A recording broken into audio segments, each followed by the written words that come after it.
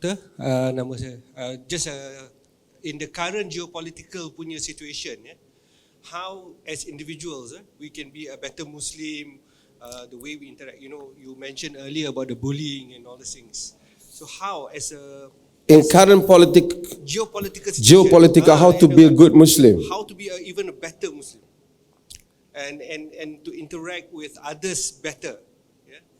Because when we are traveling, when we are doing business overseas, we don't interact just with Muslims, but we interact with everyone else. Thank you. Thank you, Doctor. Pertama, from Islamic perspective, religion we have two parts that we have to do with it. The first one is the relation between you and your God. Hubungan antara kita dengan Allah. Itu normally you tidak ada masalah apa. Islam is not because you ask question about Muslim. Okay. Sebab Muslim untuk beribadat kepada Allah, to worship Allah, you no need to tell people that I want to do this and ibadat and prayer. In fact, you have to hide some ibadah to make you more sincere to Allah Subhanahu wa Ta'ala. Itu agama. So hubungan dengan Allah, bahagian ini okey. Tak ada apa. You can be good religion, a good Muslim di dalam hubungan antara kita dan Tuhan. Hubungan ibadah. Kita panggil dalam hal ni ibadah mahdhah di dalam istilahnya. Pure worship acts. Ibadat semata-mata. Salat, puasa. Siapa nak kacau kita? Istighfar. Kita astaghfirullah, subhanallah. All the time you say astaghfirullah. All the time you say subhanallah. Siapa nak kacau kita? Cuma maybe bahagian yang kedua, iaitu bahagian hubungan kita dengan orang lain. Dan hubungan ini perlu untuk follow the teaching of Allah Subhanahu wa Ta'ala. Ini kadang-kadang agak sukar apabila orang lain challenge kita ataupun ganggu kita.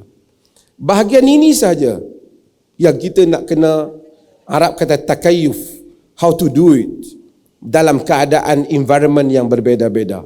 So Islam ada flexibility sometimes kalau kita ada to see your context. Sekarang duduk di Cambodia, tak mungkin tak seperti Malaysia. Tapi you still need to be a good Muslim. Your relation between you and your God. But between you and people, ada hubungan antara between Muslim and Muslim, the other Muslim, and Muslim and non-Muslim. So ada set hukum-hukum ni. Macam mana nak jadi baik. Keseluruhannya agama melarang kita zalim orang lain. Siapa saja you tak boleh zalim. Muslim, non-Muslim alike, you don't wrong people.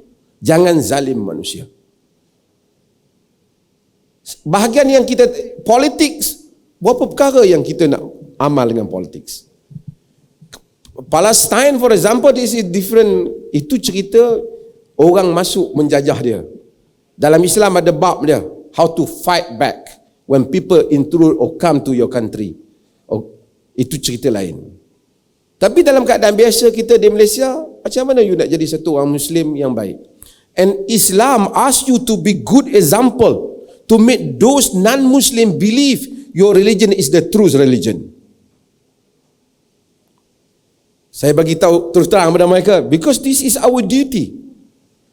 Kita bukan nak hidup di dunia saja, tapi kita mesti menjadi orang yang propagate, membawa agenda agama, to tell people we need to bring this religion, to convey the message of Allah Subhanahu wa Ta'ala to them, that this revelation they need to know it, because they will stand before God in hereafter, and they will be asked about all this teaching of Allah Subhanahu wa Ta'ala, and we are responsible to convey the message of Islam to them. At least dia orang tahu ini yang Tuhan kata. Either they want to accept or they don't want to accept, they are free about that. Terpulang pada mereka tak terima, mereka tak terima.